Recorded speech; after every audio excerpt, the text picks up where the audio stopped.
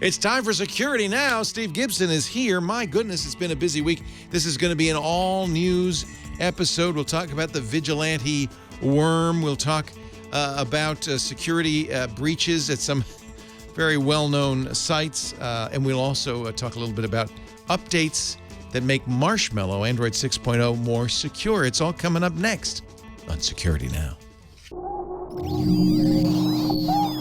Netcasts you love. From people you trust. This is Twit. Bandwidth for Security Now is provided by CacheFly at CacheFly.com. This is Security Now with Steve Gibson, episode 528, recorded Tuesday, October 6th, 2015. Breaches and Vigilante worms. Security Now is brought to you by Carbonite. You never know when disaster will strike, at work or at home. Prepare for the unexpected with Carbonite. Protect your digital files on your computer or your server with secure automatic cloud backup from Carbonite. Visit Carbonite.com today and get 2 free bonus months when you use the offer code SecurityNow. And by IT Pro TV. A good IT Pro is always learning, and IT Pro TV is the resource to keep your IT skills up to date with engaging and informative video tutorials. For a free 7-day trial and 30% off the lifetime of your account, go to itpro.tv/securitynow and use the code SN30. And by Braintree. Even the best mobile app won't work right without the right payments API. That's where the Braintree V.0 SDK comes in. One amazingly simple integration gives you every way to pay.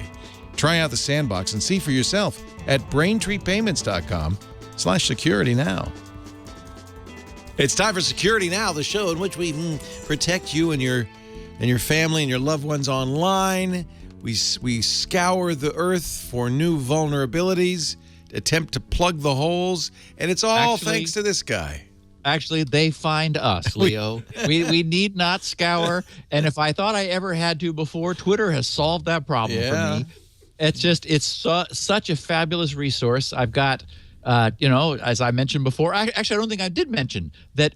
I mentioned we were nearly at 50. I've been watching too much politics where it's like our plan for this. It's like the royal we. We. Yeah. Anyway, yeah. So I mentioned that I was nearly at 50,000, and a couple days later, like 3 days later, I crossed that barrier. So, and speaking of which, Snowden.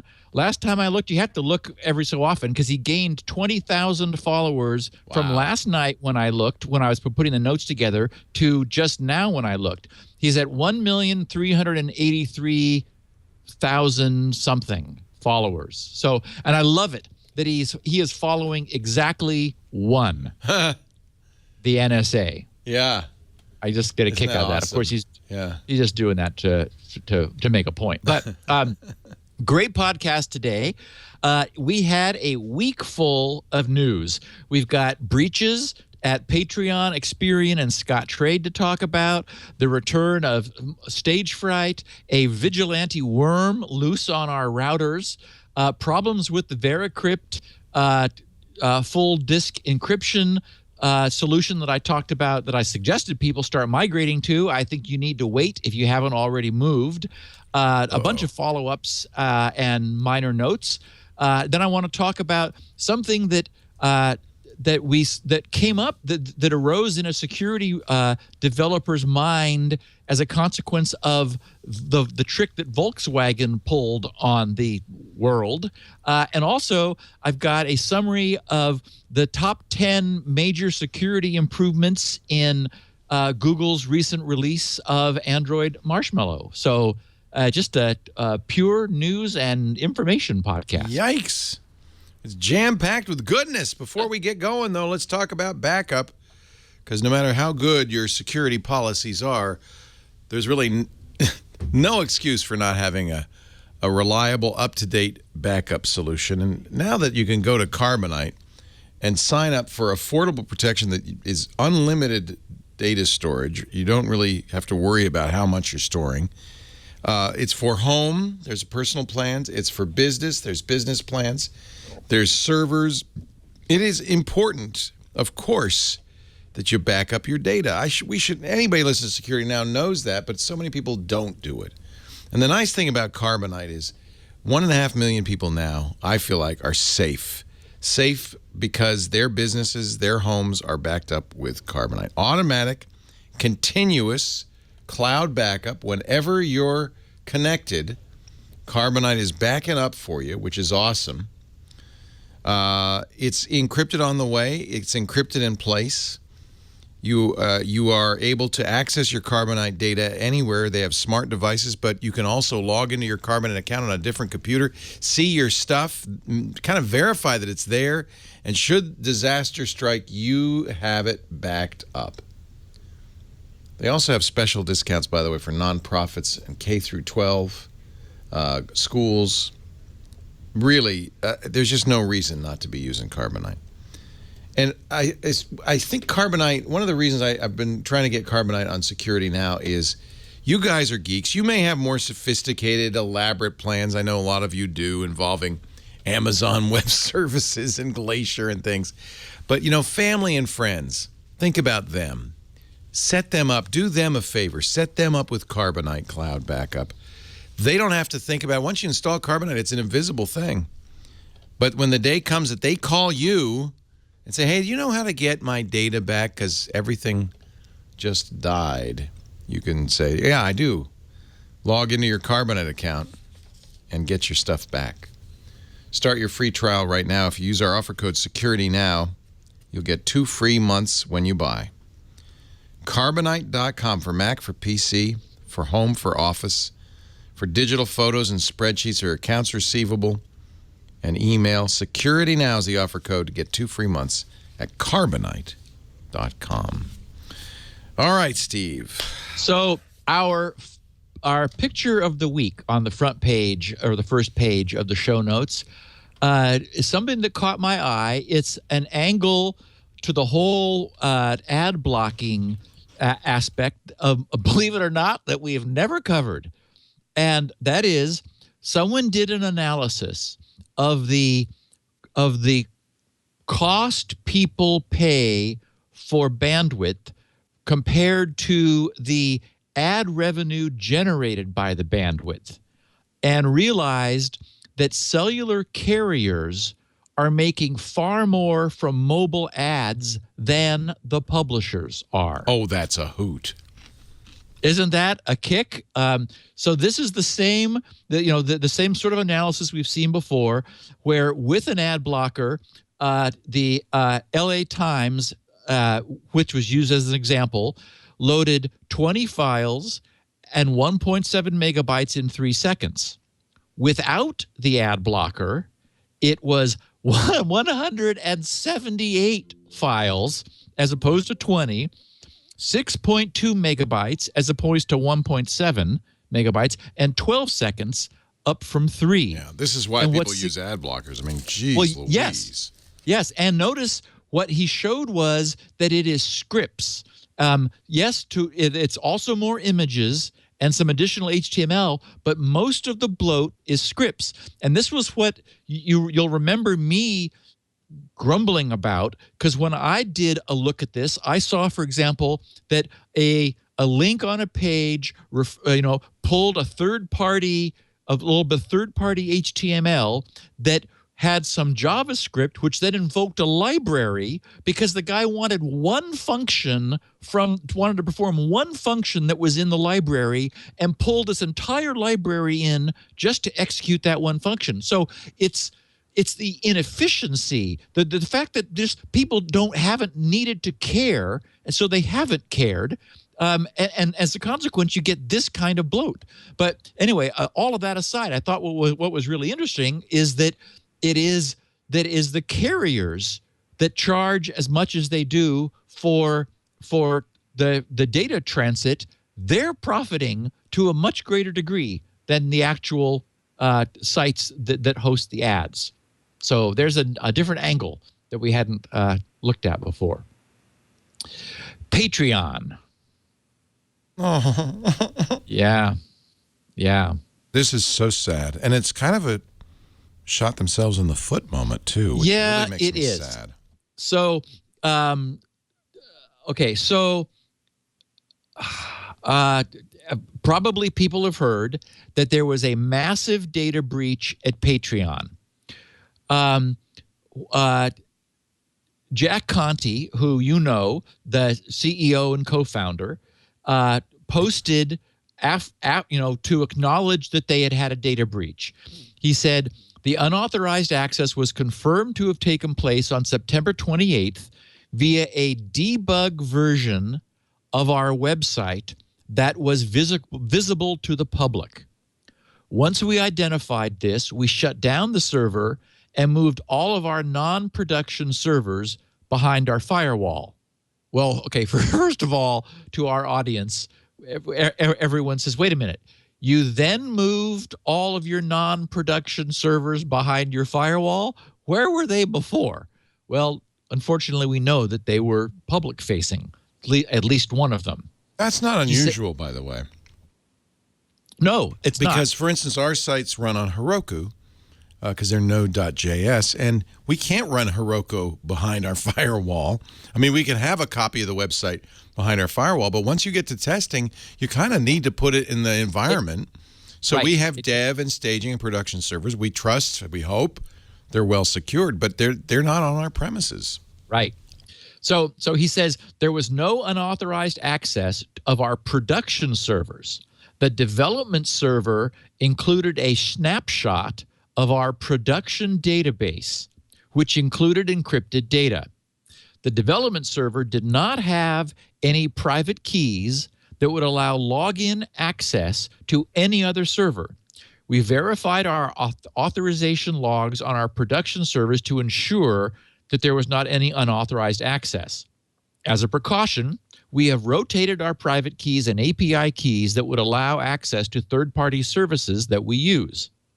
We protect our users' passwords with a hashing scheme called bcrypt, which, of course, we've been speaking of recently and talked about back when we were talking about password-based key derivation. That's the good scheme, right? That's the one you should use. Yep. They did everything right. Well, not everything. I know. We'll get to that. And randomly salt each individual password, which is what you have to do. Bcrypt, he says, for those who don't know, is non-reversible, so passwords cannot be decrypted. On the other hand, we know that they can technically be brute forced. And remember that you mentioned it on Sunday. The other site that was just hashed. Ashley Madison used bcrypt. Ashley Madison also used it well, but they also used earlier, weaker forms that, and even without that, they were still able to brute force. So while you cannot reverse it, you can go forward with a great assault and sometimes still succeed. Anyway, so what we know is that hackers have since published nearly 15 gig of password data, donation records, and the source code taken from Patreon's development server. So basically, they had full access to the storage, the mass storage of this server, which had a static snapshot of their database. And it was a recent snapshot. I don't think I have here in my notes the date, but I remember in digging into this that Troy Hunt, who was the security researcher, he found like it was maybe a week or two old. So it was not the live data, but it was a snapshot of the live data. So it might as well have been. Now Troy runs the Have I Been Pwned website. And so he wanted to go through it in order to extract email addresses so that he could add those to the Have I Been Pwned website, where you're able to put in an email address, and in a secure fashion, Troy checks your email address against his multiple lists of prior breaches. And so this has taken analysts like Troy a while, because while 15 gig may seem like a treasure trove, it's also 15 gig. I mean, it's a huge bunch of data. So He has gone through it now. He has found 2.3 million unique email addresses, including his own, because he was involved with Patreon. And so those are now part of haveibeenpwned.com. So anyone who's interested can put their email address in, and it should turn up.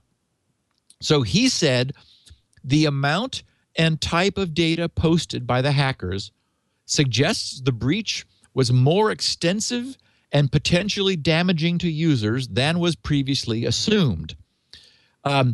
Troy wrote, you can determine how much those using Patreon are earning, and everything private is now public. So this is nothing less than a devastating breach for Patreon to have suffered, though not technically a security breach, like in terms of like being able to hack people's accounts. There's, as long as you had a strong password, Patreon did always protect your passwords using state-of-the-art protection. Unfortunately, a snapshot of a recent copy of their apparently entire database was able to get loose. Now, what was doubly damning is that Patreon was notified by a Swedish security firm, Detectify, 5 days before this occurred. We've discussed before this disturbing search site. And Leo, you should go there because the front page now is really pretty funny. It's shodan.io, SHODAN.io. And it sort of rotates through. It's got a little sort of a banner that rotates through the things that SHODEN or DA? It's DAN. DAN, Shodan, SHODAN.io. And it shows you, so the search engine for the Internet of Things, the search engine for webcams, the search engine for buildings, the search engine for the web, the search engine for refrigerators, the search engine for power plants. Oh. It's like, oh goodness. And so what happened was, what this does is this allows people to search typically for things in headers. So this, for example, will go through doing a port 80 request for every IP on the internet. Now, so port 80 is HTTP. And one of the things that a web server says when you connect to it, it identifies itself. Like what type of web server it is. So that's how we know like how many Linux servers there are, how many Nginx servers there are, how many IIS servers there are, and so forth, is that these identify themselves. Well, Patreon's R&D server was using a well-known Python utility library called WorkZeug, WERKZEUG, WorkZeug. And it identifies itself in the headers. It says server : WorkZeug /8.9.6 space Python /3.4.0. So here's the problem. Shodan allowed this Swedish security firm, Detectify, to find thousands of public servers that have WorkZeug facing the internet. One of them was Patreon. Now, WorkZeug is the dangers of letting this be public are well known. WorkZeug cautions people not to do it. The default binding, that is in terms of Unix ports, the default port binding is 127.0.0.1, which we know is the local host IP, meaning that the WorkZeug server will only be available locally. The Patreon people changed it to 0.0.0.0, which means accept connections from any IP, bind to the public-facing that's what it means. Interface. Oh. So then the problem is that while you do need non-public and non-available keys, that is, there you need, as a developer, the to API access keys, exactly, to access the UI essentially in order to get into the debugging mode, you need a secret.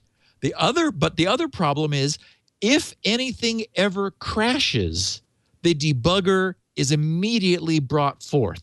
So someone saw that this was the case. They probably used Shodan to find WorkZug, saw that it was Patreon. It wasn't Zeus. Oh yeah, Zach, ZACH.patreon.com. That was the domain name of the machine that Shodan found. So they went there and they managed to cause a fault.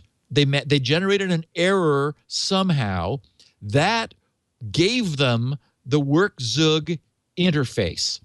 And from that, they're able essentially you have full remote code execution capabilities. They probably just simply launched a remote shell, had then root access to the server, and were then able to exfiltrate the contents of the machine. Now, I still see 15,000 WorkZug servers when I search Shodan for that. Yes. Yes. I mean, it's terrifying. A lot of people with public-facing WorkZug. Yep. Not just Zach. I'm thinking Zach probably doesn't work at Patreon anymore. I'm just guessing. Yeah, it's not good. Not good. Oh, yeah, don't leave a debugger running on your website. So that is the story.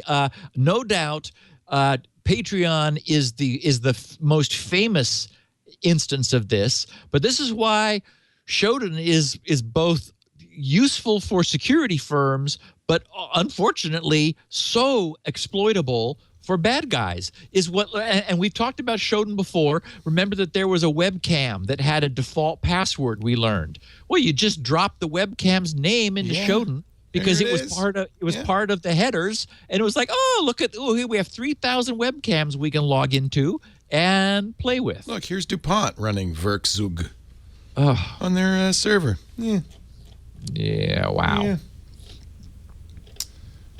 This is amazing. Yeah. I like Shodan. What a great site.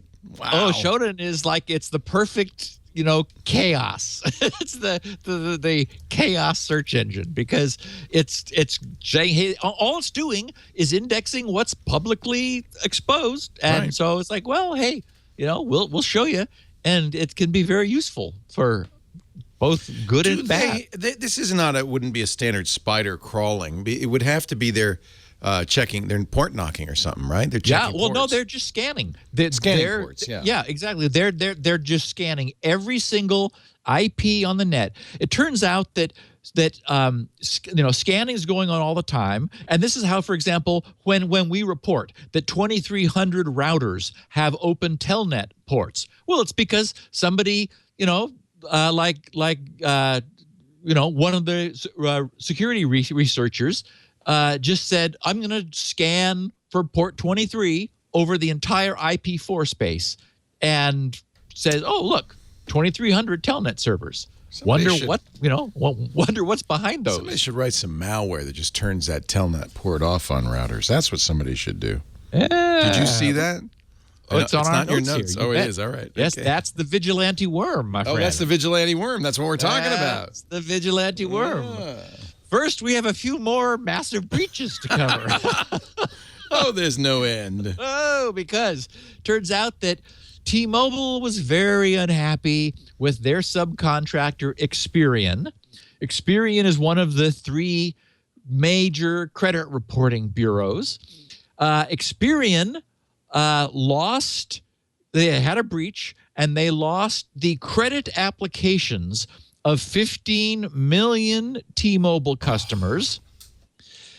And unfortunately, So these were credit apps. On a credit app, you put basically everything. Your social security number, your passport number, your driver's license number, your name, address, your driver's license, the works. Basically, you dump out, it basically everything you need for identity theft. And it was all there. It was all being retained. Guidelines require that information be kept for 2 years. So for the most recent 2 years, and I'm assuming they are expiring them after 2 years, but I don't know that for a fact. It was 15 million, however long that is.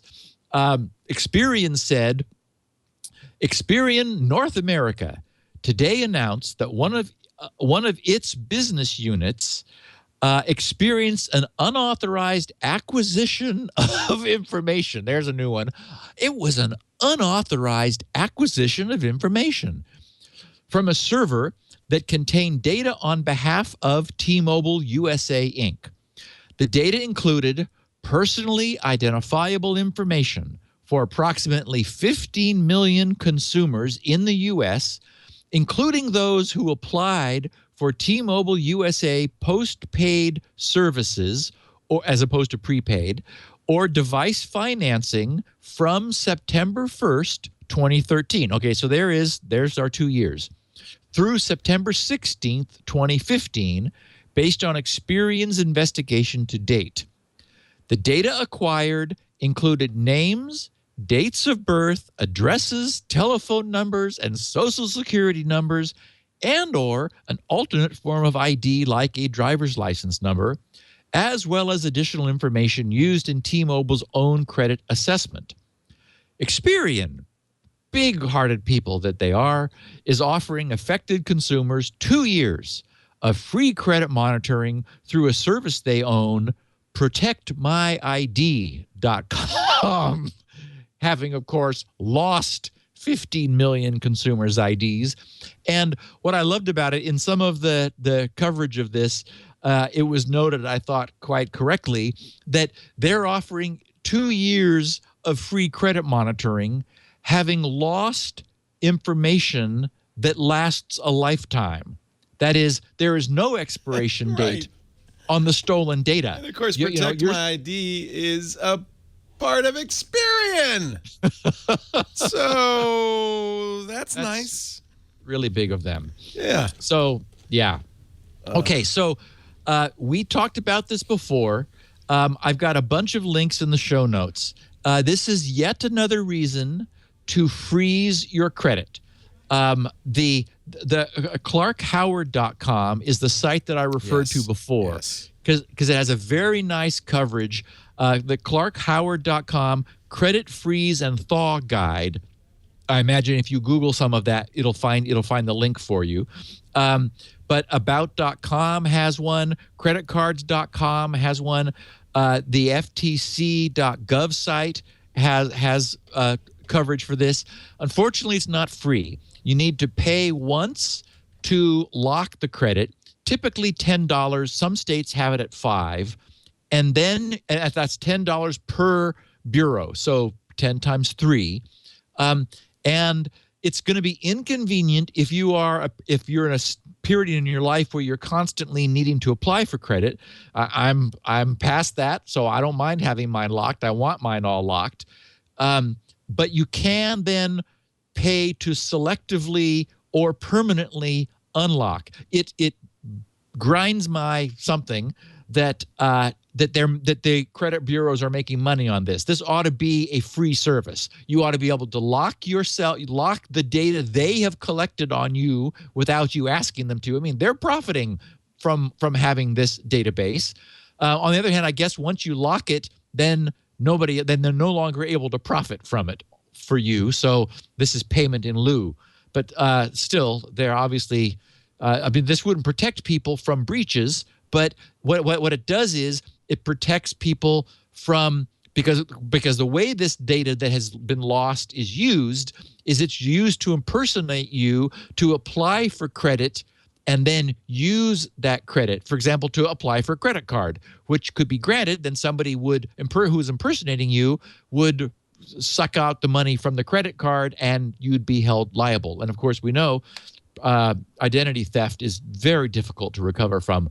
Though hopefully it's getting easier because it's now not something no one's ever heard of. People realize this is something that actually happens to people and is, takes years often to recover from. So really, seriously, if you aren't actively using the credit that you have established, I think it's worthwhile to freeze your credit, which you can do at each of the 3 different bureaus.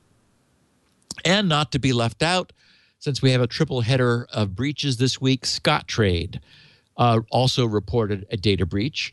In this case, 4.6 million customers, anyone with an existing Scottrade account prior to February of last year.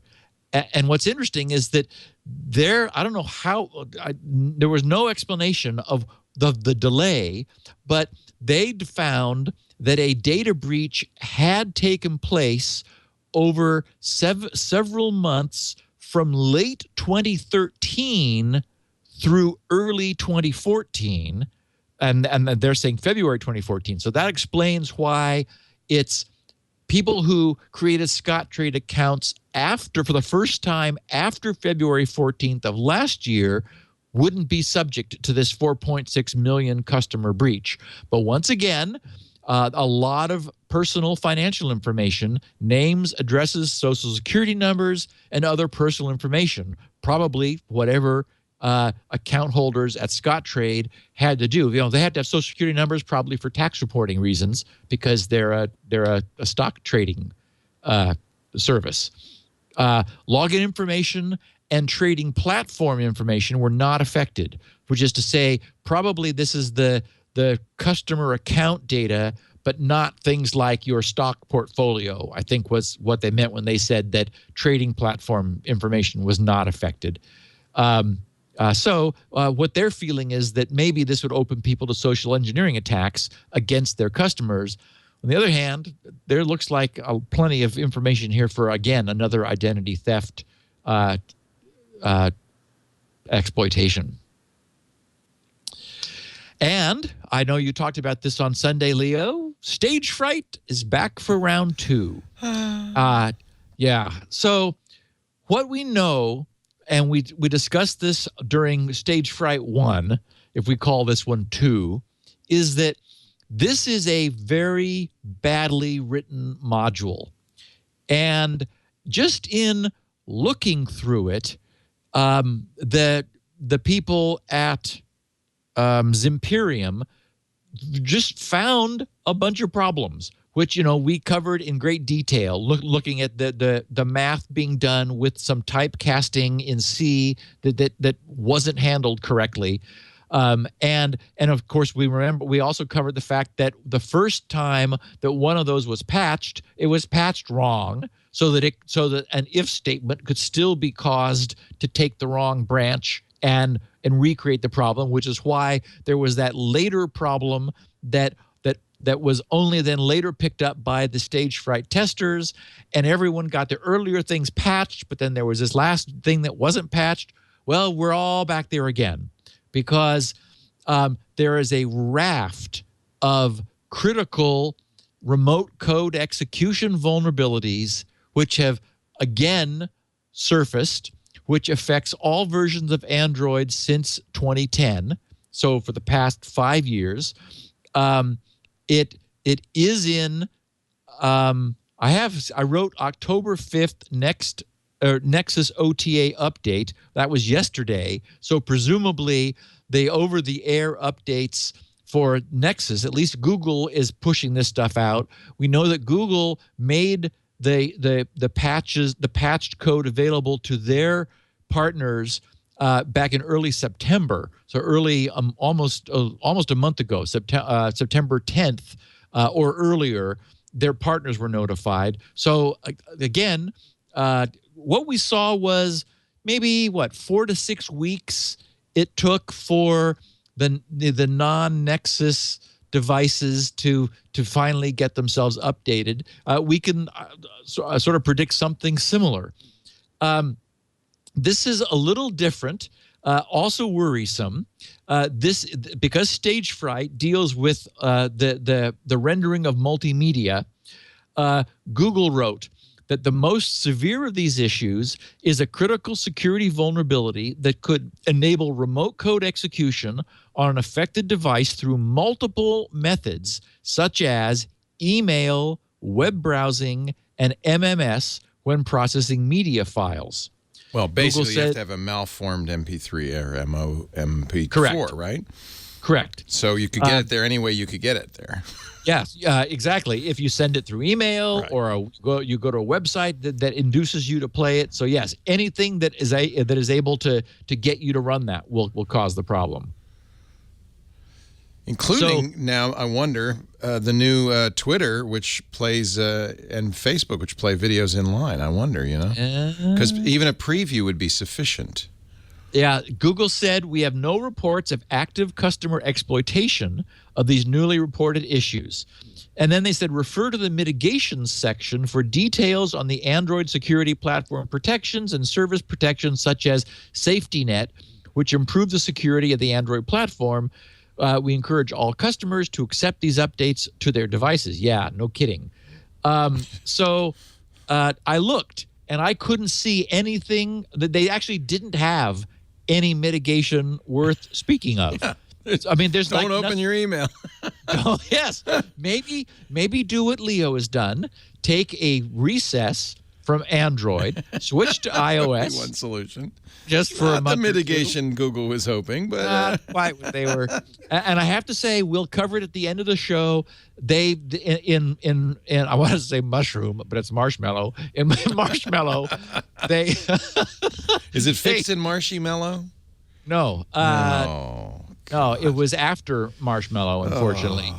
But they'll be catching up quickly. And I did not look at the Zimperium app. I meant to, but I just ran out of time. We actually had several hours of power outage this morning, which so I was sprinting, and luckily I did most of this work last night. Just for some reason, I was I was in the groove, so as if I knew. But anyway, so you're wondering if they've updated the Zimperium app to test for this too. Yeah, I'm wondering if anyone in the chat room or you, grab a new one. And what was the other one? I know there were two.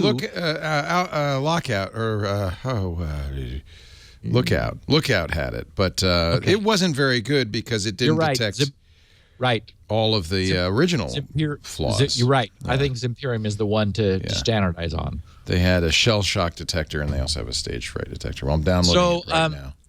So we can now, as you know, Google says no exploitation, except that we do know that we detected exploitation because the previous usage of stage fright or misuse of stage fright was MMS messages, which many people reported getting. So this is the stage fright detector. It's still the old stage fright vulnerability because it says not vulnerable. So you're saying that up-to-date Nexus 6. So it's those original 6. Yeah, these aren't the new ones. Okay.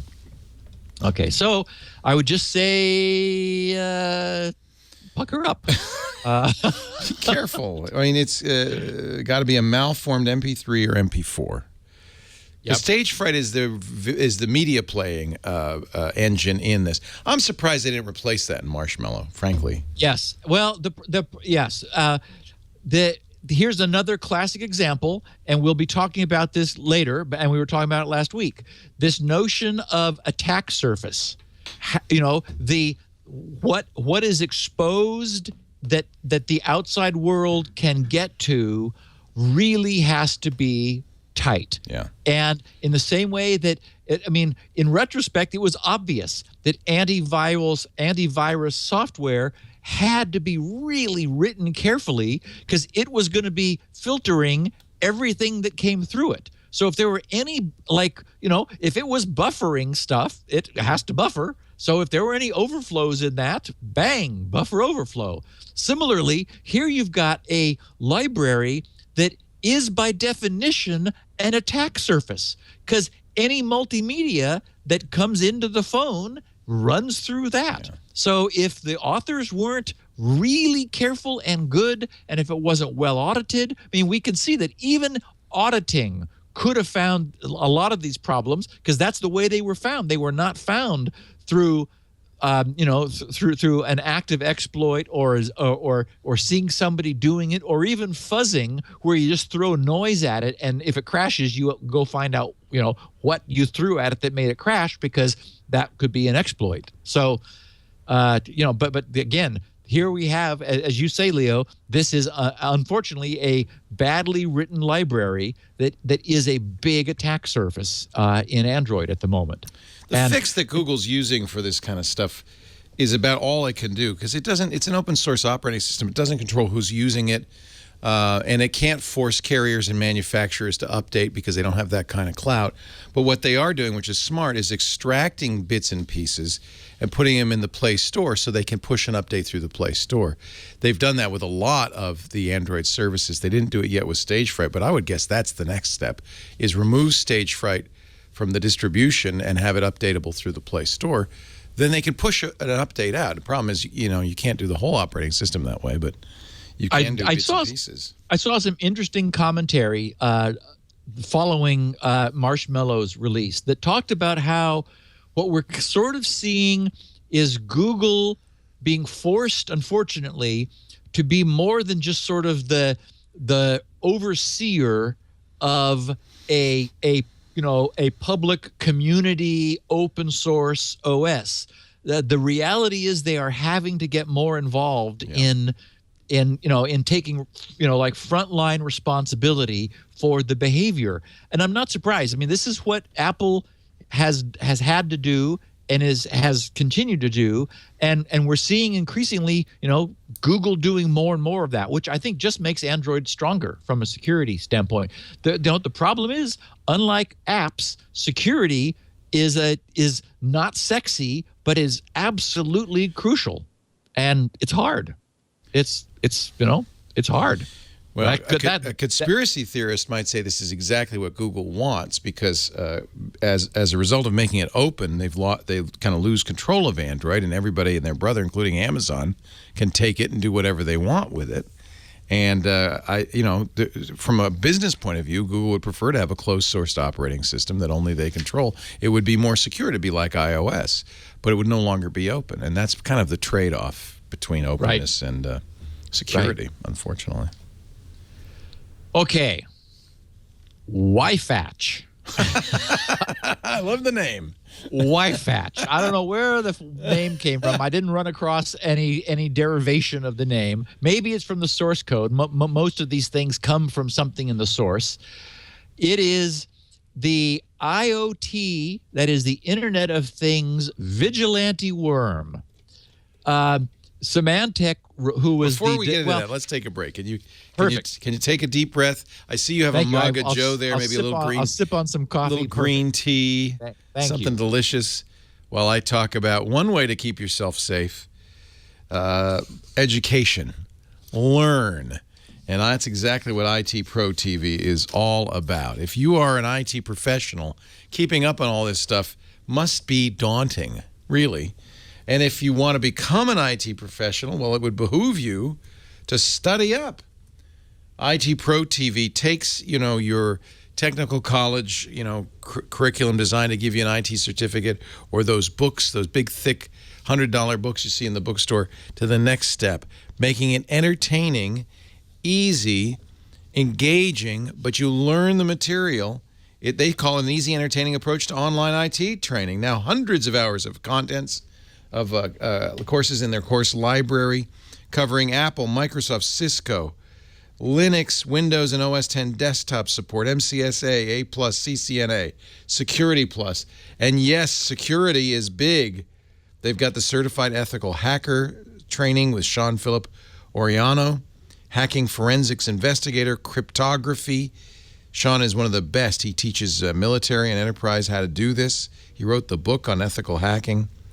Look at all the subjects: VMware, MS Office, the Certified Ethical Hacker from the EC Council, the ISC Squared stuff, Certified Cloud Security Professional, Cisco, Microsoft, CompTIA. It's all here. And you're going to learn through great courses done kind of pretty much like what we do. You can watch them live for free anytime. Participate in the chat. They start every morning at about 9 a.m. East Coast time, 9:30 a.m. East Coast time. And if you have the basic account, which is at no cost, you can watch as they record these things. And they have 2 studios. They have really amazing stuff, 50 hours of new content every week. This week, new courses on MTA networking fundamentals, CCNP switch, CompTIA A+, and the CompTIA Server Plus. And all you need is a basic account, and you can watch live starting 9:30 a.m. Eastern Time, Monday through Friday. You can actually see the course schedule on the left. If you want to sign up, it's very affordable. $57 a month gives you the run of the place. $570 for the entire year. They give you 2 months free. And that includes the $79 value, the Measure Up practice exams. That's free with your subscription. You get the virtual machine sandbox lab environment, so you can get hands-on practice and learning. Any HTML5 browser will give you a Windows server and all the clients you want. And if you make a mistake, no problem. You just log out and start over. That's what I do. Or just close the window. That's what I do. They've got an iOS and Roku apps. They've just updated those now so that they can resume playback between devices. Yeah, Roku, you can just have this going in your TV 24/7. It'll seep into your brain. Works with Chromecast too. So go to itpro.tv/security now. And we do have a kind of a deal for you. Of course we do. If you use our offer code SN30, SN30, you'll get a free 7-day trial and 30% off your subscription for the lifetime of your account. That makes it $40 a month, $400 for an entire year. That is less than certainly than a technical college, but even less than buying the books. And you see the Q&As here that help you. It's like a study group that lets you prepare for the exams, asking the questions you need. itpro.tv. Go to itpro.tv/security security now right now. itpro.tv/security now. Use the code SN30. You'll save 30% off for the life of your account, and you can try it free for 7 days. And don't forget, it's free to watch live. Good deal. itpro.tv/security. Now, all right, Wifatch. Wifatch. This was actually discovered by someone like a lone security researcher. I was surprised how long ago, like I want to say a year ago. Symantec is the one who brought it back to our attention. And they wrote, "Let me introduce you to Linux.Wifatch, one of the latest pieces of code infecting Internet of Things devices. We first heard of Wifatch back in 2014 when an independent security researcher noticed something unusual happening on his own home router. The researcher identified running processes that did not seem to be part of the legitimate router software and decided to investigate further. During his analysis, he discovered a sophisticated piece of code that had turned his home router into a zombie connected to a peer-to-peer network of similarly infected devices. What does it do? It behaves just like a worm, scanning, and this is me talking now. I kept my semantic voice by mistake. So what does it do? It behaves just like a worm. It's being called a virus, but that's wrong. It's a worm because by definition, a worm operates on its own, requiring no intervention from people. So this is a worm running loose on the internet. It scans for other opportunities, finds them, and infects them with a copy of itself. It remains hidden. It coordinates its actions through its own private peer-to-peer network. It contains, and the code has now been published and is public, so we can say no malicious payloads. It hardens the security of its host devices. It kills any running telnet daemon. and any other problems that are known to affect routers who have public-facing vulnerabilities, like, for example, universal plug-and-play ports that are exposed. It keeps other viruses out by staying current on router vulnerabilities using its peer-to-peer network. It will retroactively remove any pre-existing malware that it finds in the router, and, as I mentioned, patches the router to cut off any other channels of entry. And interestingly, the observation was made that in reverse engineering this code, there's, for example, a lot of Perl that could have easily been obfuscated by the authors, but they chose not to. They weren't really trying to hide. And in fact, in one place in the code, there's a copy of Richard Stallman's email signature, which reads, "To any NSA or FBI agents reading this, please consider whether defending the U.S. Constitution against all enemies, foreign or domestic, requires you to follow Snowden's example." Seems unlikely.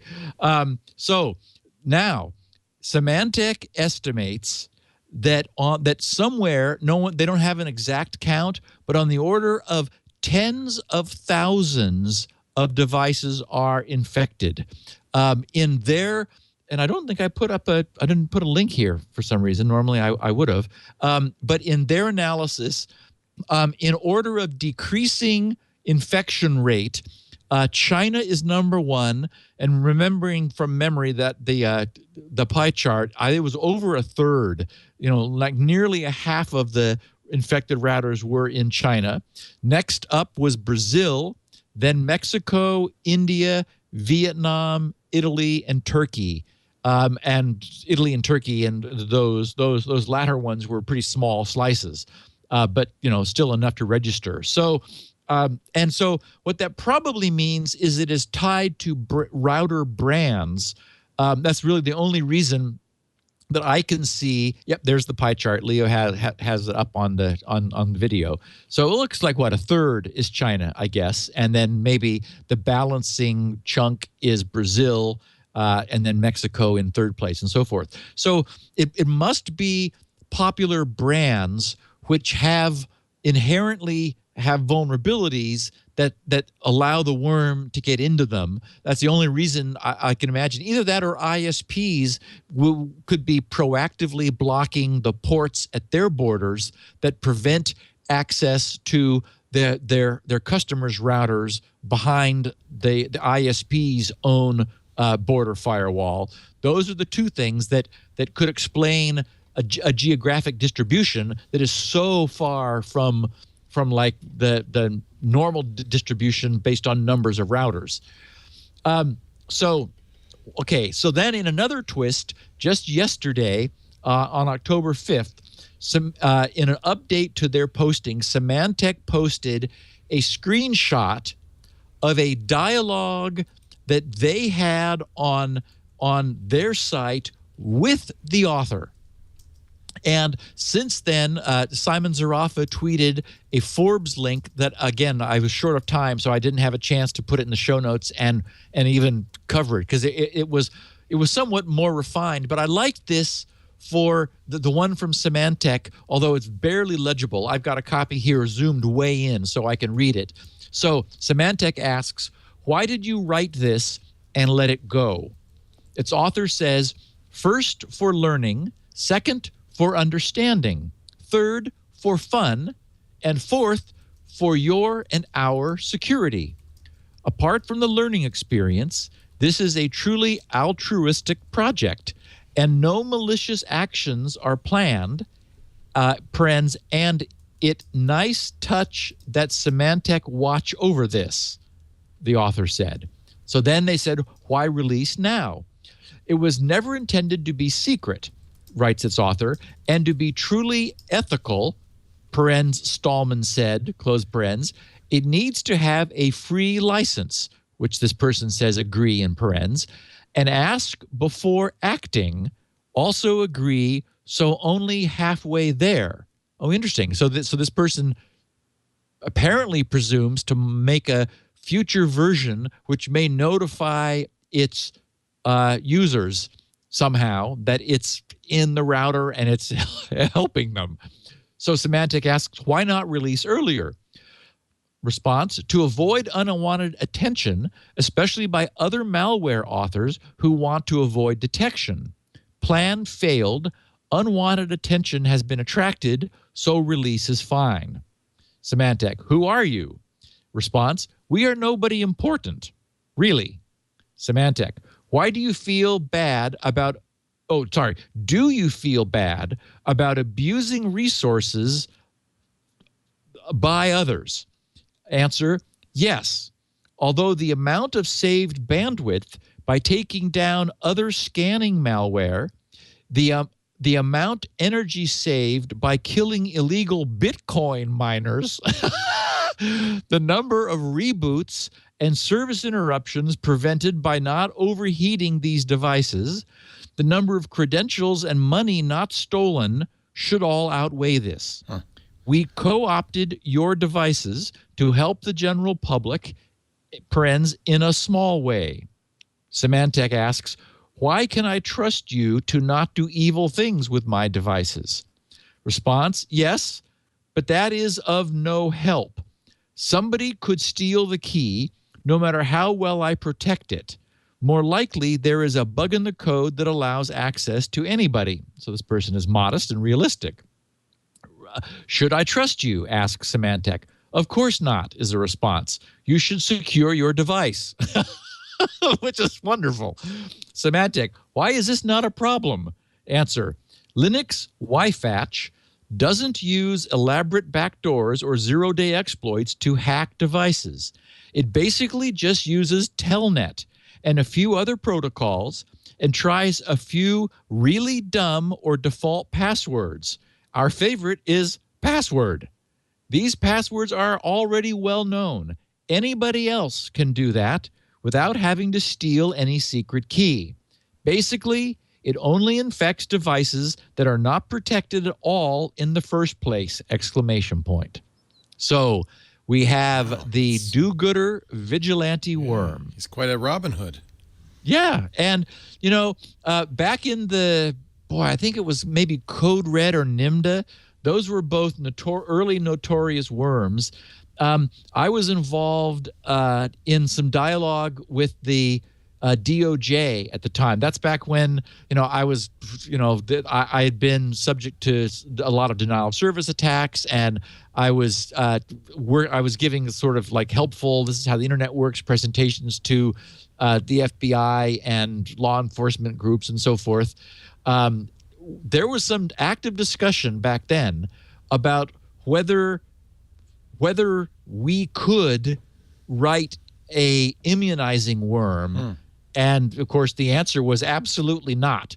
It is absolutely illegal to modify somebody else's equipment without their express permission, and of course that was not available. So we didn't do it, but this guy is performing a public service. These are vulnerable routers, and he's all of his logic is exactly right. If he's not doing anything fancy, he's not using unpublished, unknown exploits. He's just gone in and taken over, closed the door behind him, removed the stuff he's found, and is then maintaining basically a public-facing security network among all of these routers that would otherwise be, really prone to being victimized.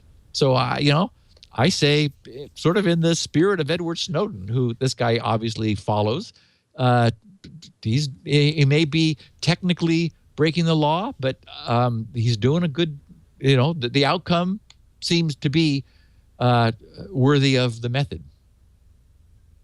In our Q&A last week, someone asked about the HOLA or OLA distributed VPN network.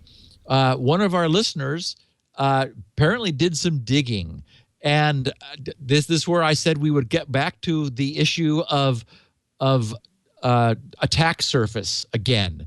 Turns out Hola, in addition to all the other problems that I articulated, basically, I worried that bad people could use this distributed VPN and, for example, your IP address would be associated with downloading illegal content or serving illegal content of any kind, and that really, it's one thing for a big VPN provider to have a massive endpoint node where, if the MPAA comes knocking, someone like ProXPN can say, look, we're a VPN provider. We're not doing this and we're not logging, so we can't help you.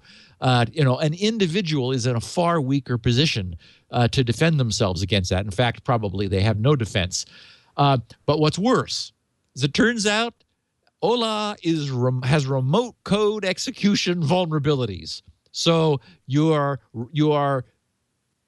being a peer on this VPN network in order to use this facility, and unfortunately, that means that Hola itself is creating an attack surface where none existed before, and it's vulnerable. It's apparently a bunch of remote code execution vulnerabilities, and it is the case that it has been and presumably is being used maliciously. That has been confirmed. So again, in fact, there's a site, adios-hola.org, that has chronicled a bunch of this, adios-hola.org, if anyone has any further interest, which I think would be ill-advised.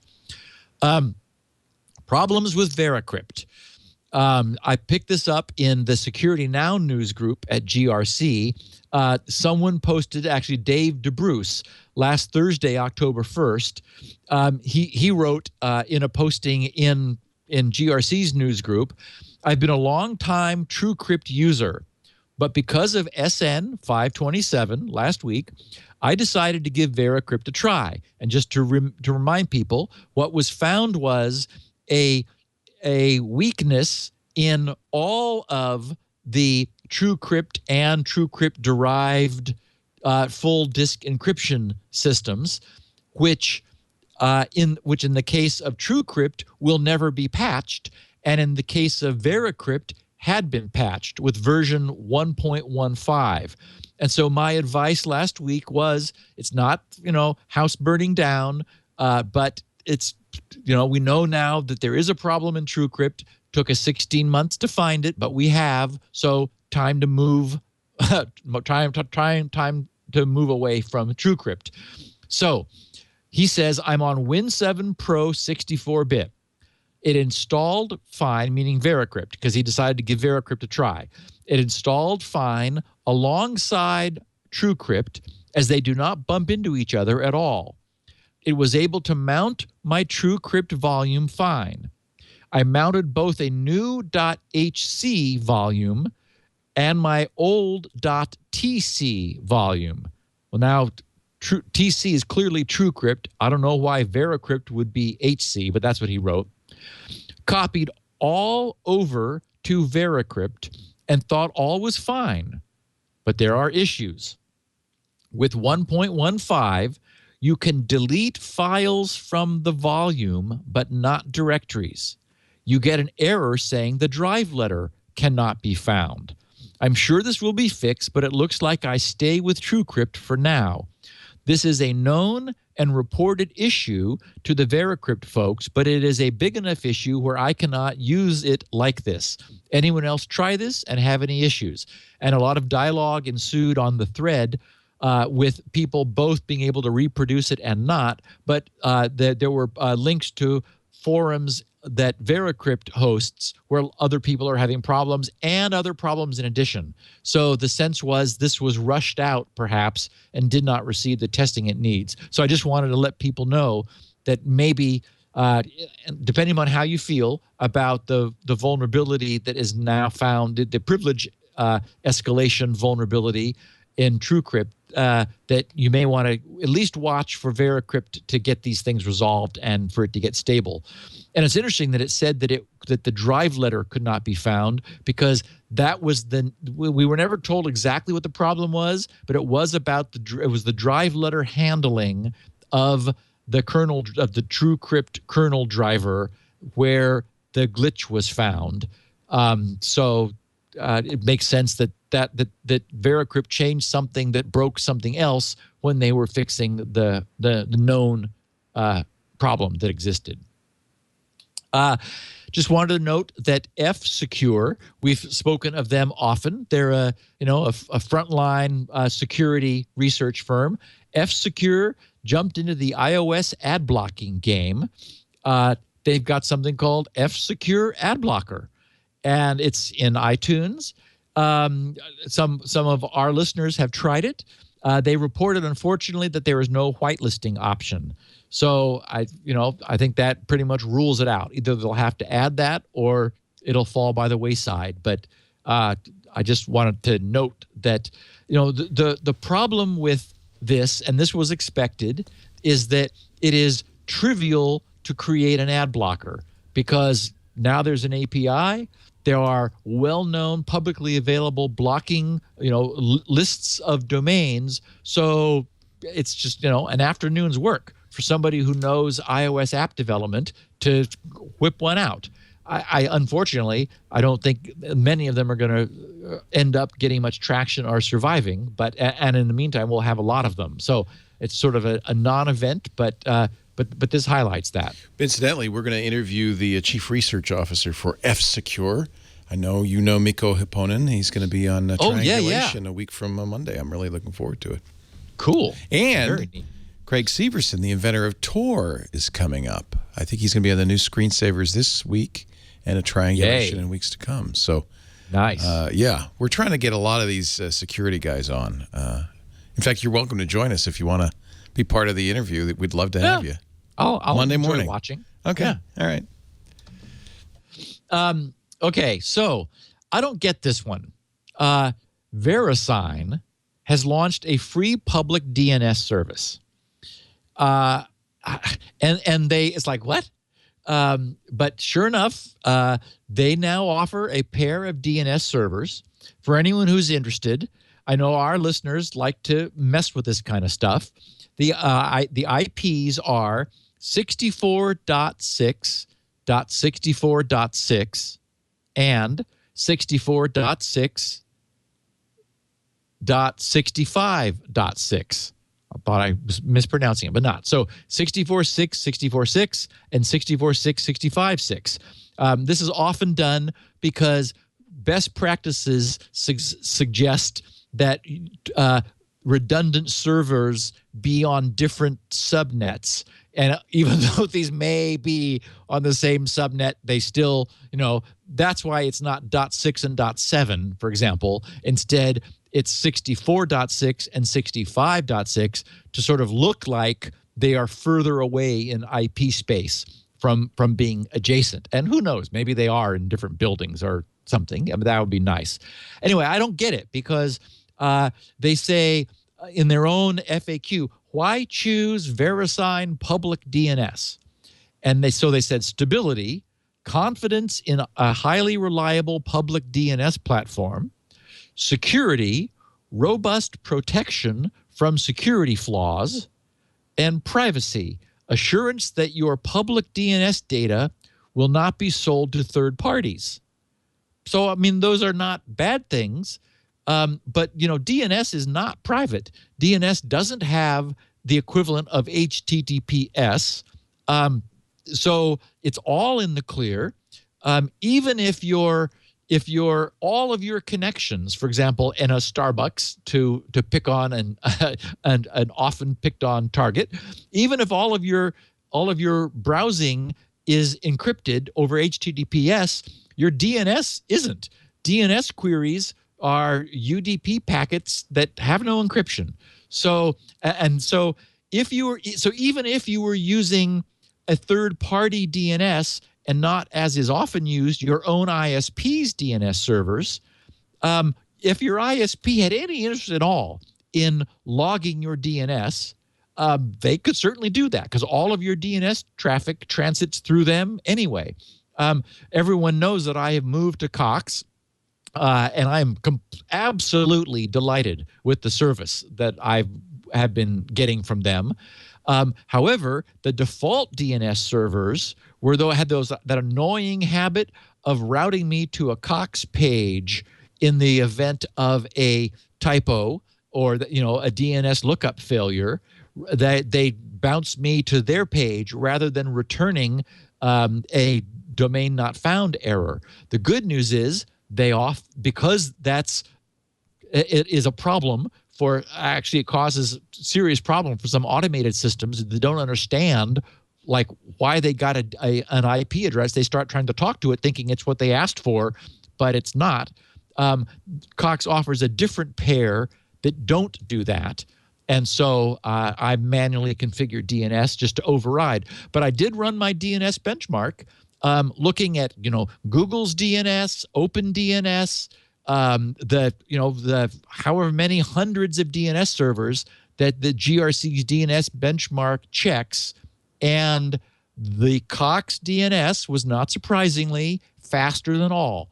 Why? Because it's right here. It's more local to me. It's the closest DNS server by definition that I could have. So I haven't run 64.6, 64.6, and 64.6, 65.6 through the benchmark. This only came up a day ago, so I don't know how VeriSign compares in performance. But I knew that this would be of interest to some of our listeners who, for whatever reason, might want to use a third party who is representing no logging, privacy. They're going to keep their security, their DNS servers up to date and keep them online. So, I mean, it's nice that VeriSign's done this, but it's like, okay, I just don't get it, really.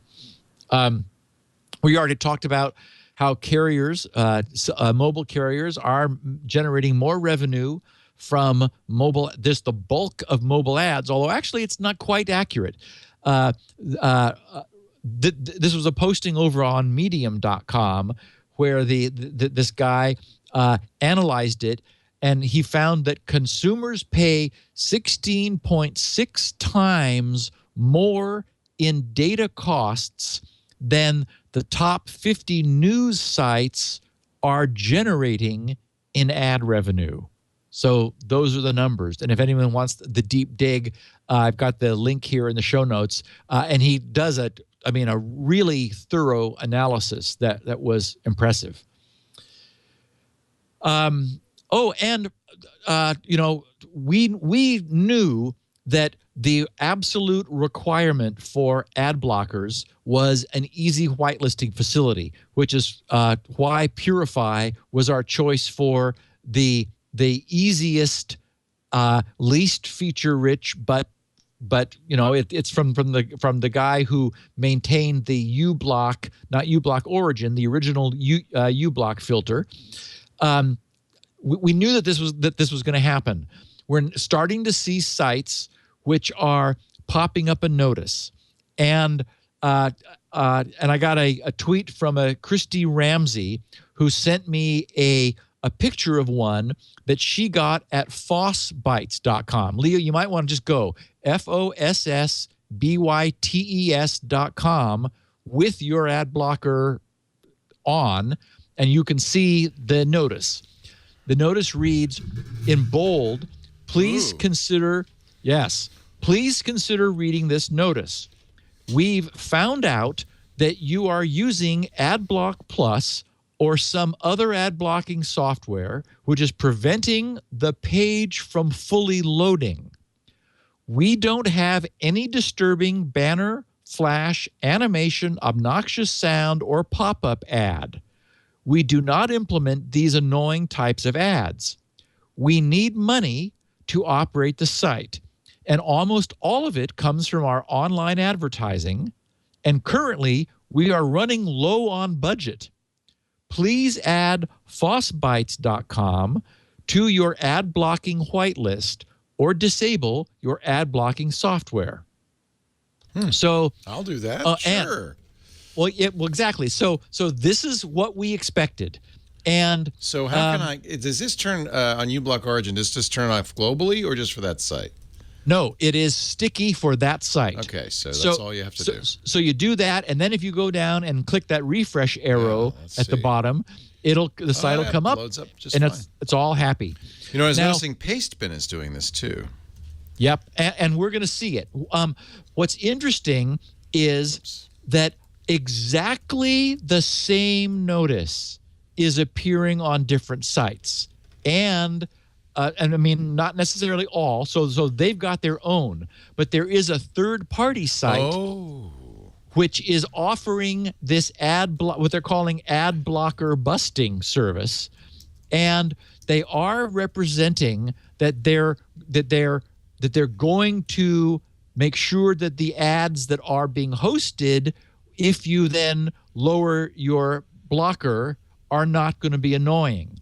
But they are allowing, and they give sites the ability to block, to notify and allow, or to completely block, so that the user must whitelist and then refresh in order to proceed. So, I mean, this has been, and it's an ex-Googler whose business, he had like a web marketing business of some sort. He sold for $400 million to Google, stayed there for a few years, and he saw the writing on the walls, and so he left and founded this company to bust the ad busters.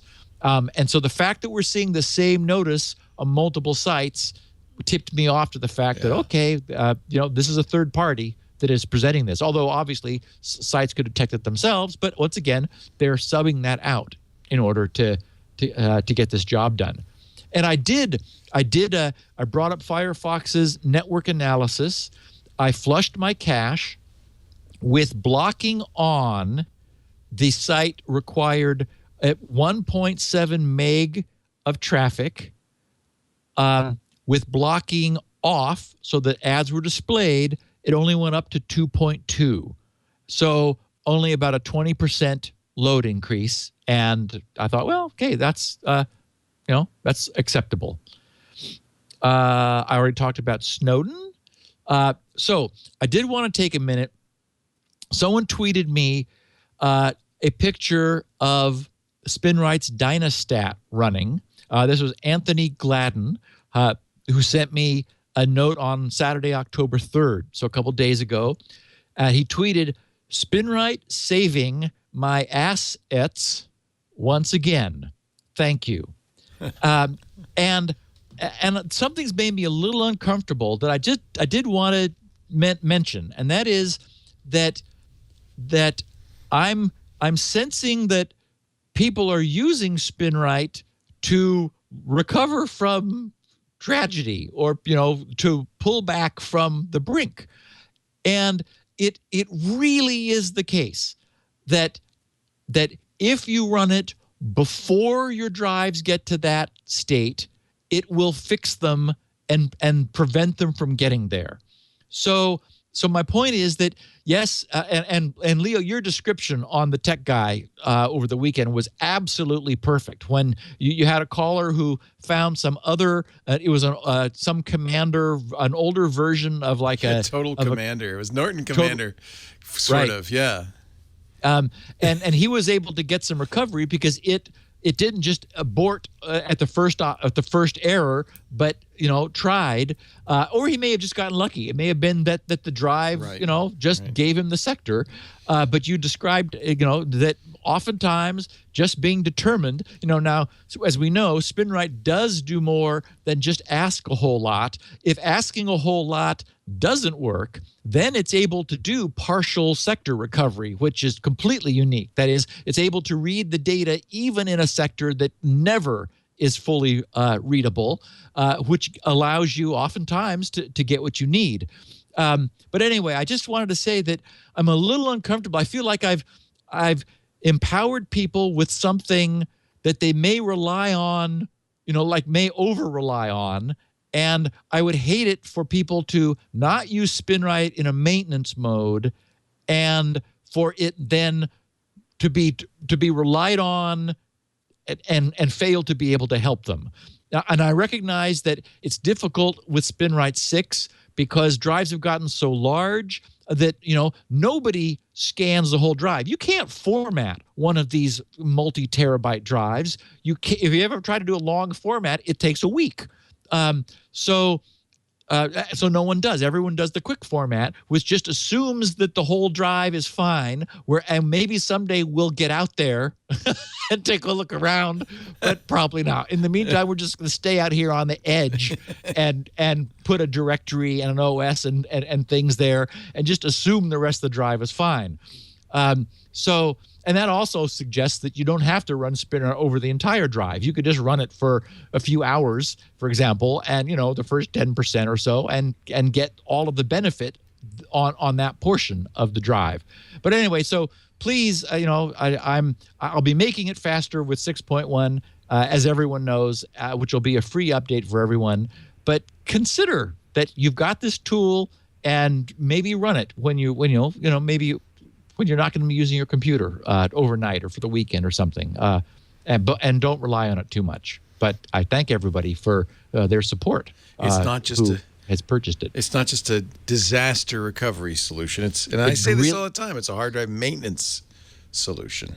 Right. And many people have purchased it preemptively, and it's so cool. We hear from people who's like, I got it 3 years ago, and I finally was able to use it to save my data. So that's neat too. But had he used it, a year ago, it would have prevented there from being a problem a year later, rather than waiting for multiple years.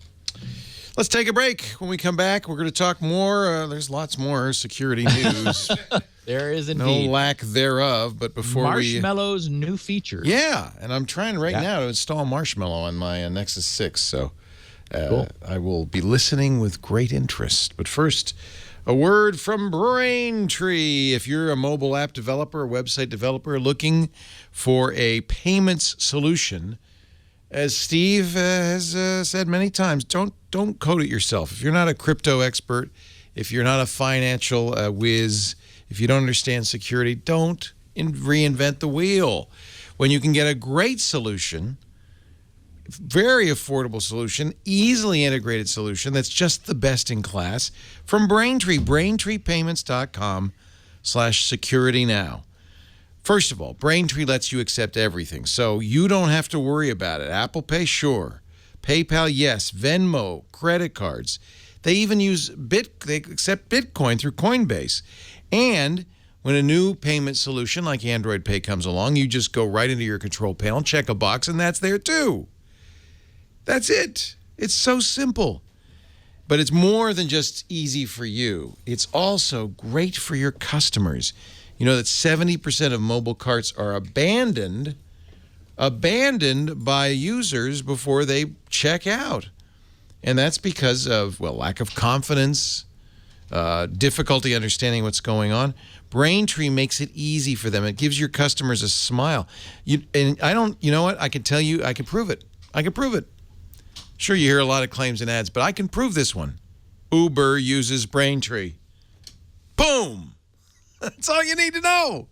Uber, the secret sauce in Uber, of course, is how easy it is when you're done with the ride. You get out of the car. That's Braintree. Airbnb uses them. GitHub uses them. Have you started to see these new Pinterest buyable pins? Guess what? Braintree. Braintree. I want you to try it right now. Simple, secure payments with code. 10 lines of code you can integrate in minutes. Works in every platform, Android, iOS, JavaScript. It supports 7 different languages, .NET, Node.js, Java, Perl, PHP, Python, Ruby. Yes, Perl, the Wi-Fatch guy should just put in a little Braintree. Put a little in Braintree right in there. Say, if you enjoy what we've done to protect you on your router, just click here. Braintree, baby! They'll even do the integration for you. They've got such great customer support that if you're too busy, they'll do it. Check out the V.0 SDK. Really lightweight, fast. Payments are fast to you, too, the payouts, by the way. And as if we needed anything else, I like this, RM hassles. As if we needed anything else, your first $50,000 in payments Fee free. Braintree. I love this. Braintree. They're kind of geeky in their sense of humor here. Go to braintreepayments.com/security now. Check it out. The sandbox is waiting for you. You can actually try and see what it would look like for you. The one-touch SDK is what makes Uber so slick. It's just, customers don't have to re-enter usernames or passwords. You get a consistent, seamless experience. Your conversion rate goes up 30%. Your increase in average order value goes up 13%. That's what StubHub says. Oh, yeah, they use it too. Lyft uses it. When you see Uber and Lyft using the same payments technology, you know it must be the one. BraintreePayments.com/security now. I want you to check it out. Try it today. Your first $50,000 in payments. Fee-free. All over the world, too. BraintreePayments.com/security now. I'm sorry, I get a little overexcited about Braintree. I really love these guys. It makes absolute sense to do it that way. It absolutely does. Like that's the kind of thing that you want to outsource. Let the pros do it. Yep. All right. Speaking of the pros. Marshmallow. Speaking of the pros. Yes. Marshmallow, which is the most recent release, what is it? Version 6? Yep. Version Android 6 of Android, has substantially tightened its security. There are a bunch of features for that security-aware people will appreciate. For example, we finally, and I've seen some people say, like belatedly, got boot verification, which for a mobile platform is crucial. So in adding this, they catch up with Chrome. With the Chromebook OS, because it's had it for a while. So Marshmallow implements boot verification to warn users that the core software may have been interfered with or corrupted during the boot process. So not necessarily malicious, but probably. So there's 3 levels of warning. There's the yellow level of warning where the boot loader finds that an unknown OS has been loaded. You get a yellow triangle and it says your device has loaded a different operating system. So it's like, okay, I guess if you probably know that, but maybe not. So that if you see that and you're not expecting it, there's a problem. Or orange level is the bootloader is not locked. Now, that, of course, that's a problem because if it's not locked, then it could be modified. So the message there, you get the orange triangle, says your device software cannot be checked for corruption. Please lock the bootloader.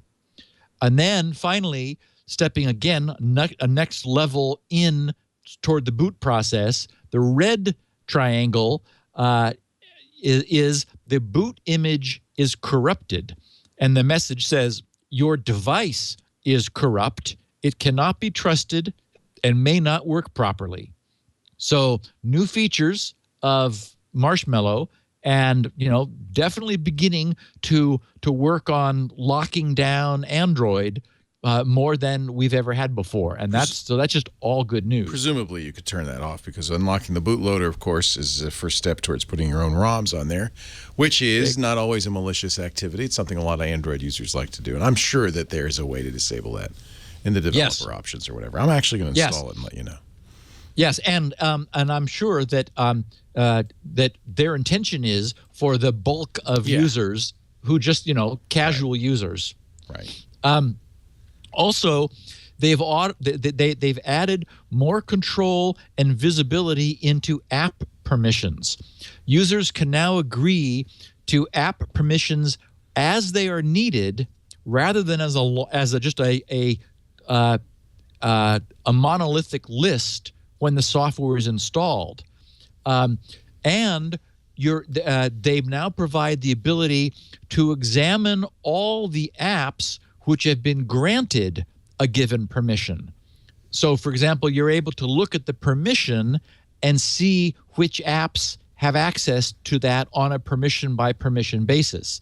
It is necessary, however, that apps be modified to support this in new APIs which have been added at version 6. So don't expect to see it soon, but this is always the way these things happen. Is the apps can't do it until the OS offers it, and so the OS offers it, and then it's not supported until the apps catch up. So, but this is great that instead of just having to say yes to a whole block of things when you install something. I remember one of the Stage Fright apps did that. It was, in fact, and they modified it afterwards. I think it might have been Zimperium's, because one of the features later was we're not asking for all these permissions, because people were saying, wait a minute, why is this thing that wants to check for Stage Fright needing this block of permissions that sort of seemed unrelated to that? So this is all good.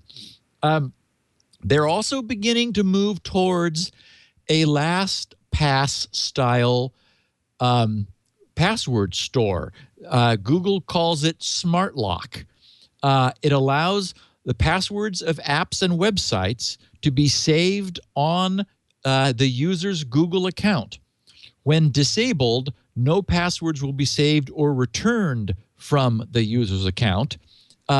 And as is the case with the granularity of permissions, it requires that a new API now available be supported. So it'll take a while for apps to get updated, but this is Google's first step into creating a Google native password store, safe. And Marshmallow returns to full drive, or full disk as they call it, FDE, full disk encryption enabled by default. We talked about it on this podcast back when it was causing problems for earlier Nexus users who found the performance hit unacceptable. And what was surprising is that the hardware built into the ARM core was not being used. They were doing the encryption in software, thus the expected overhead of this encryption being present. And as a consequence, many people were turning it off because this thing just slowed down their devices too much. Well, with Marshmallow, full drive encryption, the necessity, remember that it has to happen on the fly. Everything you write needs to run through a cipher on the way to store and through it again on the way back. That's now down in the hardware where it should have always been, and so it's turned back on by default. So it's there, and I don't know what happens when you upgrade, Leo. You probably need to turn on yours manually so it can run through and do an encryption pass over your device. But the underlying hardware has always been supporting it for quite a while. Now we've got it in software, and it'll just be on for new Nexus 6 devices. Yeah, I mean, the Nexus 6 I have here, in fact, took some hits in the press because its hard drive its storage is very slow because it's encrypted by default. And in fact, you can't disable it. No kidding. I thought you were able to back out of it. No. You can, but you have to root it and have to start doing some strange things to it. So you should be able. So the point is, when you update that to Marshmallow, you ought to see a performance jump. Because I could turn off encryption. What? We're not talking about encryption? Oh yeah, we are, but no, it's because it's now in hardware. Marshmallow does the encryption in hardware. So presumably it'll stay encrypted, but it should be a lot faster to access the drive. It ought to if have this has the hardware in it. Now the 6P I'm sure will. I don't know. This is the old 6. I don't know if it will or not. I think it does. That would be funny that they didn't turn it on. That's annoying. That was what was so mystifying, and we talked about it on this podcast months ago, is that that the ARM core has the hardware, but but Android wasn't using it. Got it. Okay. And so now they are using it, and I think you're going to see a jump in performance when you move to Marshmallow, which would be great. Yeah. I wasn't familiar with the way VPN configuration was happening before, but they've also surfaced that at the UI under Settings, More VPN. You now have the ability to configure VPN settings and usage, which is handy for the bring your own device approach, where a corporation wants you to use your device but their VPN. So this allows you flexibility in jumping around among VPN services. You could do that in the app settings per app, but not globally. And again, I don't know whether this requires API changes. Sounds like it would, but there should be a Settings More VPN page to give you control. And with what they're calling in the Nexus phones, at least, they're branding as Nexus Imprint, we've got integrated fingerprint authentication. So before this, individual phone makers had to integrate fingerprint support themselves. And of course, we heard reports about this not being secure and not being done the way we wished it had been done. Google responded in Marshmallow offering a new fingerprint authentication API. So it will be up to apps to support that, but it exists now, and they'll be able to rely on it in anything using version 6 of Android. So that's great. It will allow users to lock and unlock their devices with a finger scan, and will hopefully encourage more vendors to support them. I know you've become as big a fan of fingerprint scanning, Leo, as I have always been. Absolutely. I mean, it's the way for a personal device like this to easily and repetitively, reassert your identity. So fabulous that it's now in the OS. That's where it needs to be. They've also integrated app-level backup so that individual apps will be able to use OS features to have Google store up to 25 megs of individual app settings data without having to implement that themselves.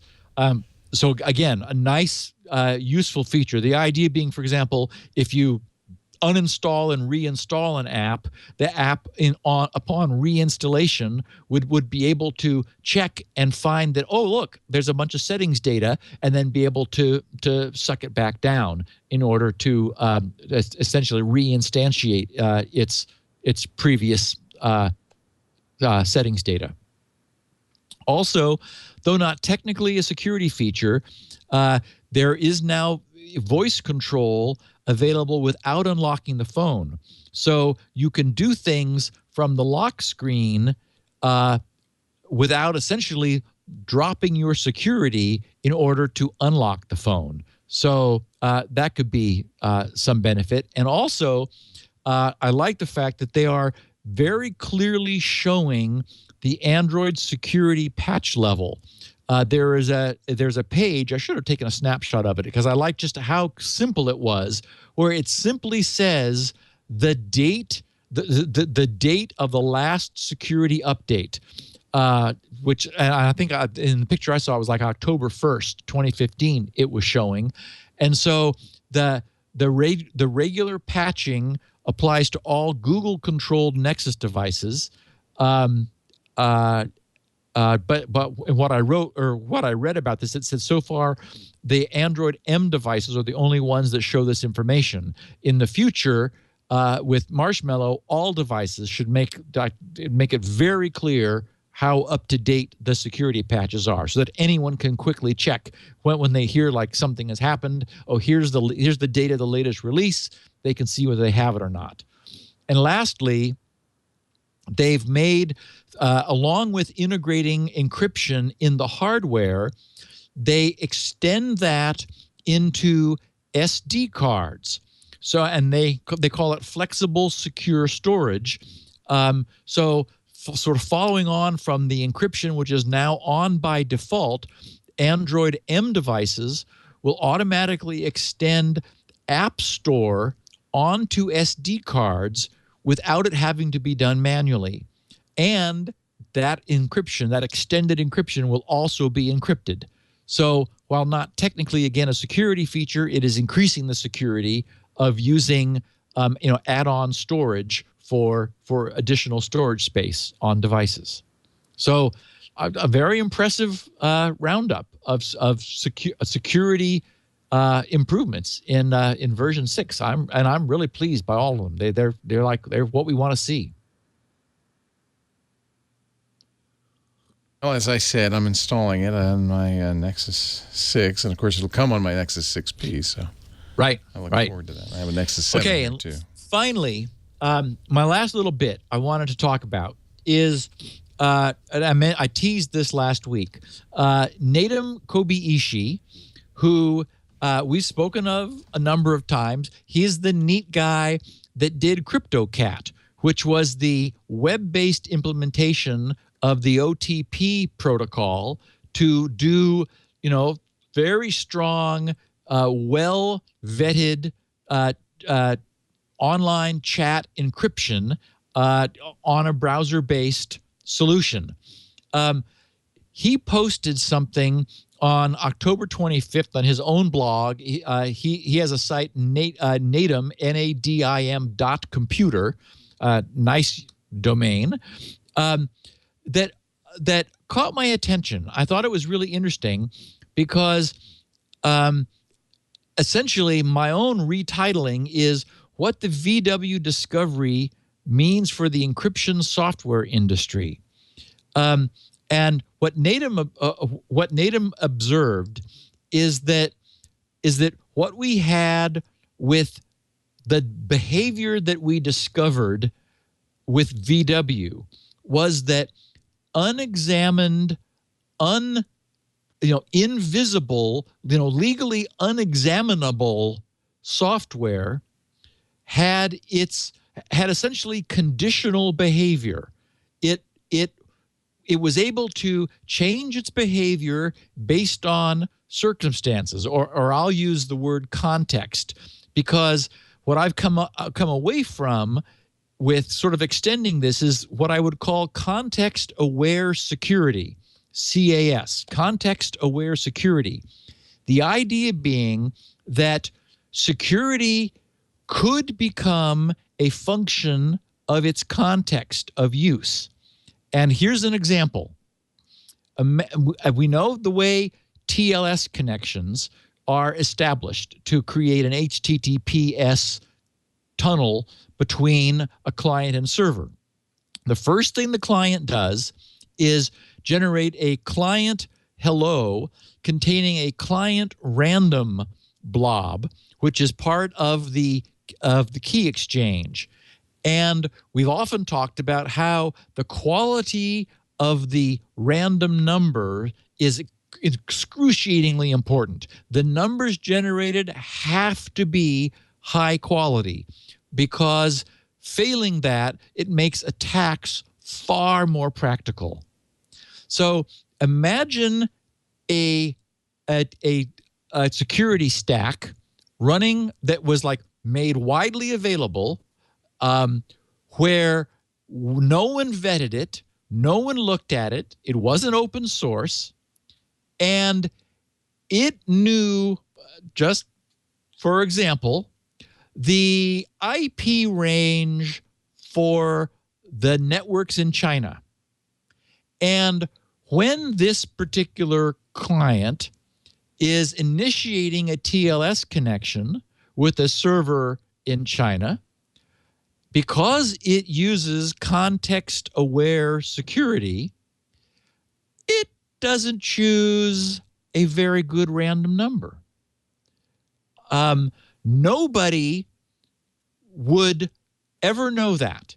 In the same way that nobody knew there were all these VWs buzzing around, spitting out 40 times the NO gas that they should. because whenever anyone looked at them, they seemed fine. Similarly, if security researchers in, for example, the U.S. checked the behavior of this security stack by, for example, initiating lots of connections, they wouldn't have any idea that this was context-aware security. So they could initiate connections, verify that the client hello packet contains a very good random number, and it would never occur to them that, well, yes, because their IP is in the good area. It's not in it's not a Chinese IP, but this context-aware security changes its behavior subtly when it's in a different context. And anyway, this essentially was the point that Natum noted, and which I've expanded on, that I thought was very interesting, because, this is a problem that we now have to assume will get exploited, or a capability, anytime there is no visibility. The reason this happened, even with Bosch warning VW that this could not be taken out in, you can't drive cars that have this modified code that you asked for and we provided you, and VW said, yes, we know. The problem was that the manufacturers were all saying, oh, no, this is all proprietary, and it's, of course, DMCA protected, blah, blah, blah. We just trust us. Well, closed source security products could behave differently under any circumstances they chose. And just like the VWs, we would never know. And so I thought that was a really, really salient point that Natum had brought up, and I wanted to share it with our listeners. Nice. And there you go. There you have it. We are complete. Yes, it wasn't 3 hours long, but it was an hour and 45 minutes long. We were up to date. And I'm exhausted. So everything you need to know right there. Steve Gibson is at grc.com. That's his place for everything you hear about, including SpinRite, the world's best hard drive maintenance and recovery utility. So go there and get it. That's Steve's bread and butter. You support him by doing that. He also has the show there, 16 kilobit versions, as well as 64 kilobit audio, MP3 audio, as well as written transcriptions. It's all at grc.com. Questions can be left there, grc.com/feedback, or leave them for Steve on Twitter. He's at SGGRC. I was thinking I need a slogan. You got that. I can't get it out of my head. Takes a bending and keeps on sending. For your fiber optic. You need something for SpinRite, huh? How about takes a spitting and keeps on singing? That's not quite the same. But, we need a slogan. Get your bits slogan. Right with SpinRite. I don't know. We'll come up with something. I tell you, it takes a bending and keeps on singing. We also have this show on our website, twit.tv/SN, and wherever podcasts are aggregated. The best thing to do is be subscribed. That way you get every episode ever released. Well, from now on, anyway. You can go back in time on the website as well. I keep waiting for somebody to use the API to write a Steve Gibson downloader that'll grab all the shows. You could easily do that through the API. Well, maybe somebody. Boy, I sure get a lot of requests for like an RSS feed or some way. Do I have to download each one of these by manually? It's like, well, it'd be a very big RSS feed. Oh, baby. I think the best way to do this is a one-line. I think you can do it in a one-liner with a loop calling the API and just successively going through episode after episode. It's one line of curl. It's a curl. A line of, actually, you wouldn't even need the API since we have a consistent naming. Yes, protocol. Please download the full bandwidth versions, because otherwise my bandwidth gets slammed. Don't suck Steve's bandwidth, suck ours. And I do think it's a consistent naming for all the way through. So starting with twit.tv/SN, is it 001? Yeah, you got 4 digits. So 0001. That means we thought we'd have 10,000 episodes. Yeah, I'm using 3 digits, so this game is over at 999. Yeah. So oh no, that doesn't find it. It says 404. Let's try 0002.